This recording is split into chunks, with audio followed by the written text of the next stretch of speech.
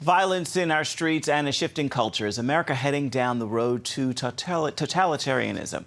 It seems unthinkable, but on this week's episode of The Global Lane, author Rod Dreher contends the United States is well on its way to becoming what's known as a soft totalitarian state.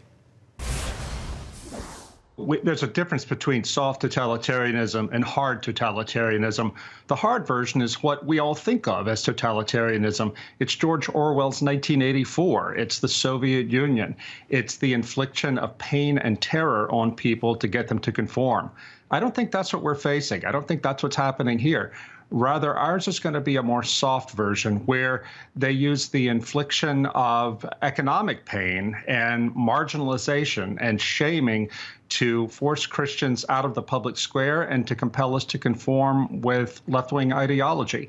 And the fact that it's soft does not mean it is any less totalitarian. I know you quote Hannah Arendt, who after World War II published the book, The Origins of Totalitarianism. Now, at that time, she said loneliness is an everyday experience, not just for the elderly. So how has social media made us, particularly young people, lonely?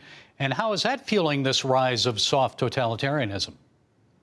Yeah, Hannah Arendt, in trying to understand how Germany gave itself over to Nazi totalitarianism and Russia to Bolshevik totalitarianism, said that the sense of being lonely and socially alienated was the major precursor to totalitarianism.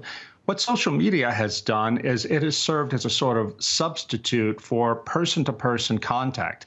And it has made young people have extraordinary levels of depression, of alienation, and it has made them desperate for something to solve their problem of alienation and their anxiety. I think that this is opening them up to the acceptance of a false idol that will be totalitarian, that will tell them, we can take care of all your problems, we can fix it if you will only say yes to us. That's what happened in Russia, and that's what happened in Germany, and that's what's coming here. Boy, that is scary now.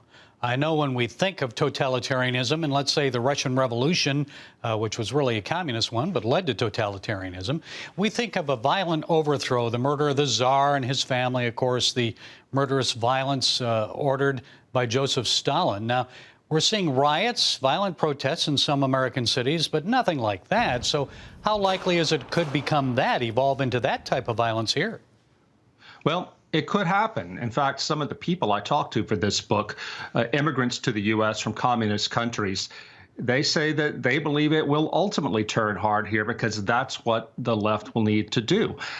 I think we have a long way to go before that. I think that rather we're going to see something develop in this country like the Chinese have today, the social credit system, where they monitor everything Chinese citizens do. They get all the data from their computers, from the internet and so forth, and they assign them a rating. The more socially positive you are from a communist point of view, the higher your rating, the more your privileges.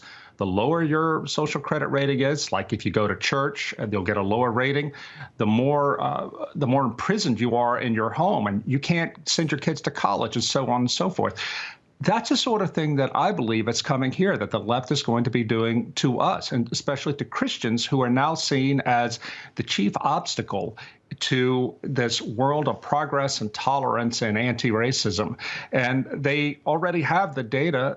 Most Americans don't realize this, but big corporations get tons and tons of data that we hand over to them ourselves through our use of computers, the Alexa, and smartphones. All it's going to take is a little bit more political will, and we're sunk.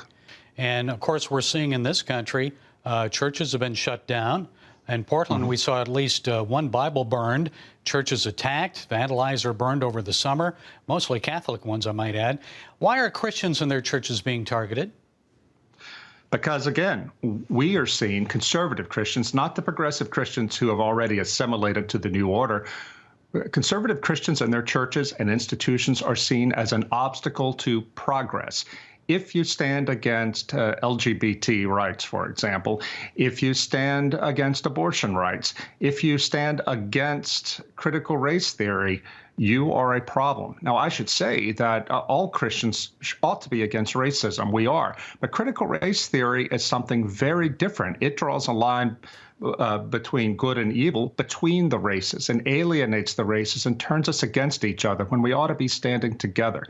All these things are going to come down hard on Christian churches who may not survive if they don't have deep confidence in their mission, deep confidence in their Christian identity rooted in Scripture, and if they don't have the ability to suffer and to suffer well. This is the main lesson I got from talking to Christians in the former Soviet Union and Soviet bloc who came through hard totalitarianism. They want American Christians to know, be ready to suffer.